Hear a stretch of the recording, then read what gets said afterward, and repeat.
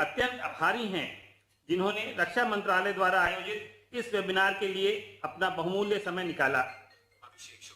आज का यह वेबिनार आह्वान है कि देश रक्षा के क्षेत्र में पूरी तरह से आत्मनिर्भर हो सके और made in India, made for the world का मार्ग और प्रशस्त हो सके। सर, आज देश रक्षा के क्षेत्र में आत्मनिर्भरता के लिए नए आयाम जोड़ रहा है। डिफेंस इंडस्ट्रियल कॉरिडोर्स का निर्माण, 7 नई रक्षा कंपनियों का गठन जैसे ऐतिहासिक निर्णयों के साथ 2022-23 के एनुअल बजट के अंतर्गत कैपिटल आउटले में अभूतपूर्व बढ़ोतरी ऐसे सशक्त कदम हैं जो सैन्य सुधारों तथा आत्मनिर्भरता के राष्ट्र संकल्प को दर्शाते हैं। सर, मैं यह बताना चाहूंगा कि डिफेंस सेक्टर में आत्मनिर्भरता को लेकर जो एफर्ट्स किए जा रहे हैं उनके परिणाम भी आने लग गए हैं। ओएफबी कॉर्पोरेटाइजेशन, जिसके फलस्वरूप अक्टूबर 2021 में 7 नई डीपीएसयूज का गठन हुआ था, मात्र 6 महीनों में उनके परफॉर्मेंस में बहुत सुधार हुआ है। मुझे यह भी कहते हुए हर्ष है कि इनमें से एक ने तो पुणे स्थित म्यूनिशंस इंडिया लिमिटेड ने अभी 2 दिन पहले एक बड़े डिफेंस एक्सपोर्ट ऑर्डर को साइन किया है जो पहले असंभव सा दिखता था। माननीय प्रधानमंत्री जी, मैं यह भी कहना चाहूंगा कि डिफेंस एक्सपोर्ट में हमारी कोशिश है कि इस वर्ष हम रिकॉर्ड पहले से सबसे ज्यादा एक्सपोर्ट का टर्नओवर हासिल करें। सर, इस वर्ष के बजट में डिफेंस R&D के रिफॉर्म के संबंध में महत्वपूर्ण घोषणाएं हुई हैं। इंडस्ट्री लेड डिजाइन और डेवलपमेंट एफर्ट्स को लेकर डिफेंस इंडस्ट्री में बहुत एक्साइटमेंट है। मैं माननीय प्रधानमंत्री जी को आश्वस्त करना चाहूंगा कि हम सभी मिलकर DRDO, industry, startup, services, defence R&D के नए आयाम को पहुंचने के लिए अपनी पूरी शक्ति से प्रयत्न करेंगे। अब मैं माननीय प्रधानमंत्री महोदय से विनम्र अनुरोध करता हूं कि आज के कार्यक्रम को संबोधित करके हम सबका मार्गदर्शन करें। माननीय प्रधानमंत्री जी। नमस्कार। आज के वेबिनार की थीम आत्मनिर्भर in defence, call to action. देश के इरादों को स्पष्ट करती है। बीते कुछ वर्षों से भारत अपने डिफेंस सेक्टर में जिस आत्मनिर्भरता पर बल दे रहा है उसका कमिटमेंट आपको इस वर्ष के बजट में भी दिखेगा। साथियों, गुलामी के कालखंड में भी और आजादी के तुरंत बाद भी हमारी डिफेंस मैन्युफैक्चरिंग की ताकत बहुत ज्यादा थी। दूसरे विश्व युद्ध में भारत में बने हथियारों ने बड़ी भूमिका निभाई थी। हालांकि बाद के वर्षों में हमारी ये ताकत कमजोर होती चली गई, लेकिन ये दिखाता है कि भारत में क्षमता की कभी कमी न तब थी न कमी अब है। साथियों, सुरक्षा का जो मूल सिद्धांत है वो ये है कि आपके पास अपना कस्टमाइज और यूनिक सिस्टम होना चाहिए, तभी वो आपकी मदद करेगा। अगर 10 देशों के पास एक ही तरह के डिफेंस उपकरण होंगे तो आपकी सेनाओं की कोई यूनिकनेस नहीं रहेगी। यूनिकनेस और सरप्राइज एलिमेंट ये तभी हो सकते हैं जब उपकरण आपके खुद के देश में विकसित हो। साथियों, इस साल के बजट में देश के भीतर ही रिसर्च, डिजाइन और डेवलपमेंट से लेकर मैन्युफैक्चरिंग तक का एक वाइब्रेंट इकोसिस्टम विकसित करने का ब्लूप्रिंट है। रक्षा बजट में लगभग 70% सिर्फ डोमेस्टिक इंडस्ट्री के लिए रखा गया है। डिफेंस मिनिस्ट्री अब तक 200 से भी ज्यादा डिफेंस प्लेटफॉर्म्स और इक्विपमेंट की पॉजिटिव इंडिजनाइजेशन लिस्ट जारी कर चुकी है। इस लिस्ट की घोषणा के बाद डोमेस्टिक प्रोक्योरमेंट के लिए लगभग 54,000 करोड़ रुपीस, करीब 54,000 करोड़ रुपए के कॉन्ट्रैक्ट साइन किए जा चुके हैं। इसके अलावा 4.5 लाख करोड़ रुपए से ज्यादा मूल्य के उपकरणों से जुड़ी खरीद प्रक्रिया भी अलग अलग स्टेजेज में है। बहुत जल्द तीसरी लिस्ट भी आने वाली है। ये दिखाता है कि हम देश में ही डिफेंस मैन्युफैक्चरिंग को किस तरह सपोर्ट कर रहे हैं। साथियों, जब हम बाहर से अस्त्र शस्त्र लाते हैं तो उसकी प्रक्रिया इतनी लंबी होती है कि जब वो हमारे सुरक्षा बलों तक पहुंचते हैं तब तक उसमें से कई आउटडेटेड हो चुके होते हैं। इसका समाधान भी आत्मनिर्भर भारत अभियान और मेक इन इंडिया में ही है। मैं देश की सेनाओं की भी सराहना करूंगा कि वो भी डिफेंस सेक्टर में भारत की आत्मनिर्भरता का महत्व समझते हुए बड़े महत्वपूर्ण निर्णय ले रहे हैं। आज हमारी फौज के पास भारत में बने साजो सामान होते हैं तो उनका आत्मविश्वास, उनका गर्व भी नई ऊंचाई पर पहुंचता है। और इसमें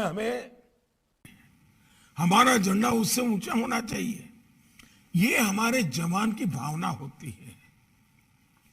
हमारा देश का सैनिक इस भावना के साथ सीमा पर डटा रहता है। भारत में बनी चीजों को लेकर उसके मन में एक अलग स्वाभिमान होता है। इसलिए हमारे जो रक्षा उपकरण होते हैं उनके लिए हमें अपने सैनिकों की भावनाओं का आदर करना चाहिए। ये हम तभी कर सकते हैं जब हम आत्मनिर्भर होंगे। साथियों, पहले के जमाने में युद्ध अलग अलग तरीके से होते थे, आज अलग तरीके से होते हैं। पहले युद्ध के साजो सामान में परिवर्तन आने में दशकों लग जाते थे, लेकिन आज युद्ध के हथियारों में देखते ही देखते बदलाव आ जाता है। आज जो शस्त्र है उन्हें आउट ऑफ डेट होने में समय नहीं लगता है। जो आधुनिक टेक्नोलॉजी आधारित हथियार है वो तो और भी जल्दी आउट ऑफ डेट हो जाते हैं। भारत की जो आईटी की ताकत है वो हमारा बहुत बड़ा सामर्थ्य है। इस ताकत को हम अपने रक्षा क्षेत्र में जितना ज्यादा इस्तेमाल करेंगे हमें उतने ही सुरक्षा में हम आश्वस्त होंगे। जैसे अब साइबर सिक्योरिटी की बात ले लें, अब लड़ाई का वो एक हथियार बन गया है और वो कोई सिर्फ डिजिटल एक्टिविटी के लिए सीमित नहीं रह गई है। ये राष्ट्र की सुरक्षा का विषय बन चुका है। साथियों, ये भी आप भलीभांति जानते हैं कि डिफेंस सेक्टर में हमेशा किस तरह का कंपटीशन रहा है। पहले के समय में बाहर की कंपनियों से जो सामान खरीदा जाता था, उसमें अक्सर भांति भांति के आरोप लगते थे। मैं उसकी गहराई में जाना नहीं चाहता हूं, लेकिन ये बात सही है कि हर खरीदी से विवाद पैदा होता था। अलग अलग मैन्युफैक्चरर्स के बीच जो कंपटीशन होता है, उसके कारण दूसरे के प्रोडक्ट को नीचा दिखाने का अभियान निरंतर चलता रहता है और उसके कारण कंफ्यूजन भी पैदा होता है, आशंका भी पैदा होती है और भ्रष्टाचार के दरवाजे भी खुल जाते हैं। कौन सा हथियार अच्छा है, कौन सा हथियार खराब है, कौन सा हथियार हमें उपयोगी है, कौन सा उपयोगी नहीं है, इसे लेकर भी बहुत कंफ्यूजन किया जाता है, बहुत योजनापूर्वक किया जाता है। कॉरपोरेट वर्ल्ड की लड़ाई का वो हिस्सा होता है। आत्मनिर्भर भारत अभियान से हमें ऐसी अनेक समस्याओं का भी समाधान मिलता है। फ्रेंड्स, जब पूरी निष्ठा के साथ संकल्प लेकर हम आगे बढ़ते हैं तो क्या परिणाम आते हैं, इसका एक बेहतरीन उदाहरण हमारी ऑर्डिनेंस फैक्ट्रियां हैं। हमारे रक्षा सचिव ने अभी इसका बड़ा वर्णन भी किया। गत वर्ष के पहले हमने 7 नई डिफेंस पब्लिक अंडरटेकिंग्स का निर्माण किया था। आज ये तेजी से बिजनेस का विस्तार कर रही है, नए मार्केट में पहुंच रही है, एक्सपोर्ट के ऑर्डर्स भी ले रही है। ये भी बहुत सुखद है कि बीते 5-6 सालों में डिफेंस एक्सपोर्ट में हमने 6 गुना वृद्धि की है। आज हम 75 से भी ज्यादा देशों को made in India defence equipments और सर्विसेज दे रहे हैं। मेक इन इंडिया को सरकार के प्रोत्साहन का परिणाम है कि पिछले 7 सालों में डिफेंस मैन्युफैक्चरिंग के लिए 350 से भी अधिक नए इंडस्ट्रियल लाइसेंस इश्यू किए जा चुके हैं, जबकि 2001 से 2014 के 14 वर्षों में सिर्फ 200 लाइसेंस जारी हुए थे। फ्रेंड्स, प्राइवेट सेक्टर भी डीआरडीओ और डिफेंस प्लस डिफेंस पीएसयूज इसकी बराबरी पर आए, इसलिए डिफेंस आर&डी बजट का 25% इंडस्ट्री, स्टार्टअप्स और एकेडमिया के लिए रखा गया है। बजट में स्पेशल पर्पज व्हीकल मॉडल की व्यवस्था भी की गई है। ये प्राइवेट इंडस्ट्री के रोल को सिर्फ एक वेंडर या सप्लायर से आगे एक पार्टनर के रूप में स्थापित करेगा। हमने स्पेस और ड्रोन सेक्टर्स में भी प्राइवेट सेक्टर के लिए नई संभावनाएं बनाई हैं। उत्तर प्रदेश और तमिलनाडु के डिफेंस कॉरिडोर्स और इनका पीएम गति शक्ति नेशनल मास्टर प्लान के साथ इंटीग्रेशन देश के डिफेंस सेक्टर को जरूरी ताकत देंगे। साथियों, ट्रायल, टेस्टिंग और सर्टिफिकेशन की व्यवस्था का ट्रांसपेरेंट, टाइम बाउंड, प्रैग्मेटिक और निष्पक्ष होना एक वाइब्रेंट डिफेंस इंडस्ट्री के विकास के लिए बहुत जरूरी है। इसके लिए एक इंडिपेंडेंट सिस्टम समस्याओं को दूर करने में उपयोगी सिद्ध हो सकता है। इससे देश में जरूरी स्किल सेट के निर्माण में भी मदद मिलेगी।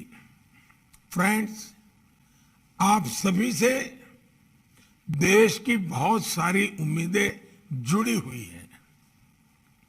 मुझे विश्वास है कि इस चर्चा से डिफेंस सेक्टर में आत्मनिर्भरता के लिए नए रास्ते बनेंगे। मैं चाहता हूं,